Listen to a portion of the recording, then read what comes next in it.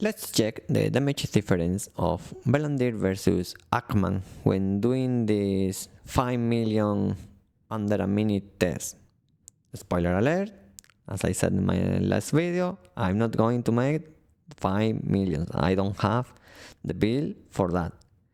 But let's see how much I do with each of these weapons, okay? First, I'm going to start with Akman.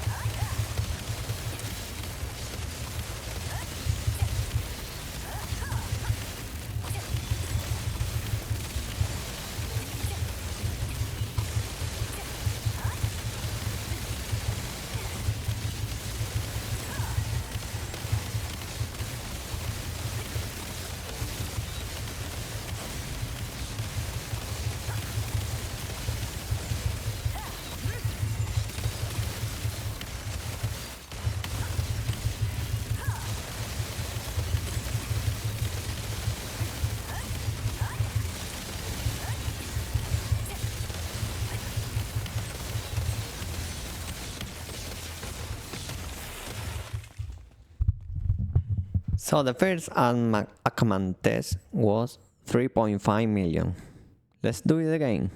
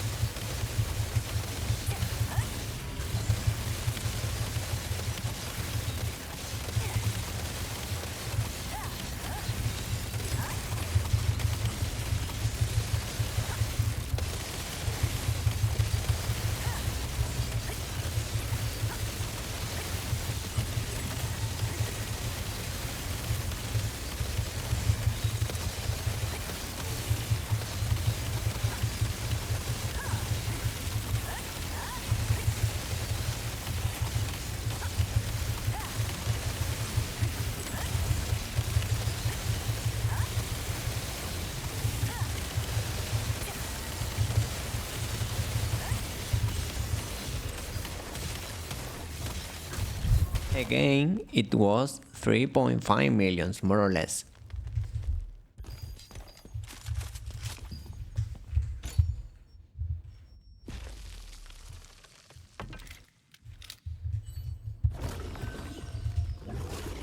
Let's check now with Bellandir.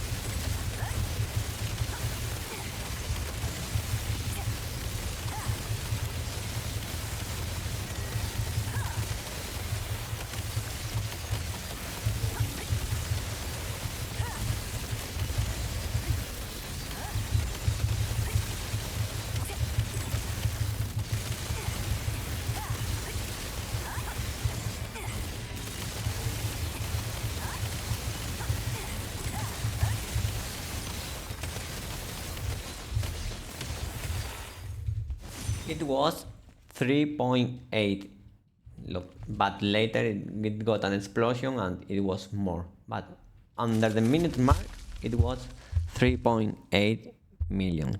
Okay, so we see now a difference of 300,000. Let's do one more.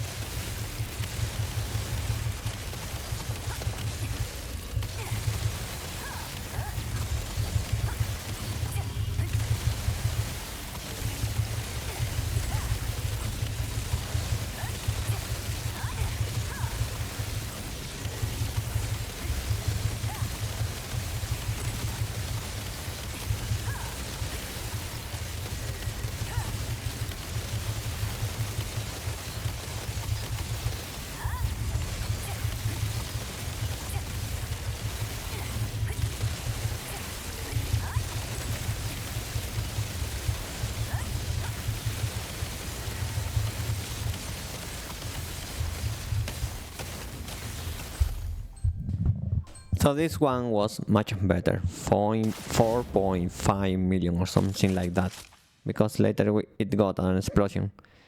Maybe a little lower, maybe 4.2. So that's the difference. Let's say the difference is roughly between 3k and 500k. That's what I have been seeing in all my tests. I will say it's often more on the 300k different than on the 500 side, but that's it. Now the question is it worth it to buy Bellandir just for this purpose, for this dummy test, or for this extra damage on the raid? I don't know. Up to you. Everyone can do what they want with their lesson. If it was up to me, I will not buy it. I got it, in fact, just a few days ago from the guild. We dropped it and I got it. So I would have never bought this. Same reason I said that I will never buy Teven if I had Deckman, or I will not buy Deckman if I have Teven, which is my case. It's the same. I mean, I have Deckman here in the favorites. I have enough loosen to buy it, but I don't care. I'm not buying this.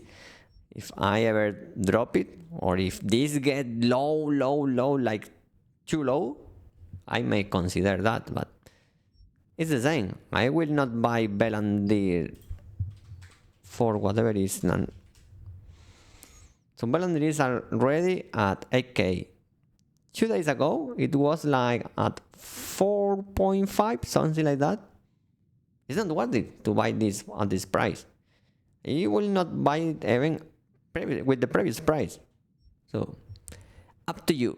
You have the data here, some examples. Notice that all these examples always have a lot of cognitive load added, because it depends on how you use the skill. For example, I mess up one, I don't remember if I think it was the second Akman or the first queens. I messed one of the two, because if you pay attention to what I'm doing with the skills, I always use Enchanting Time and Valorious Barrier at the same time, just before using Self-Left Diffusion.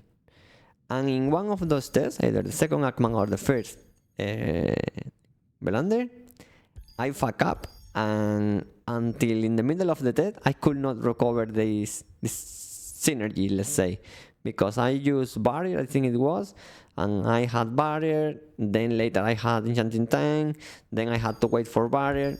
So, just saying that all the tests have some cognitive load, because you really need to know what are you using. It's not just button smashing. You need to know what you are using. And secondly, there is a lot of RNG involved.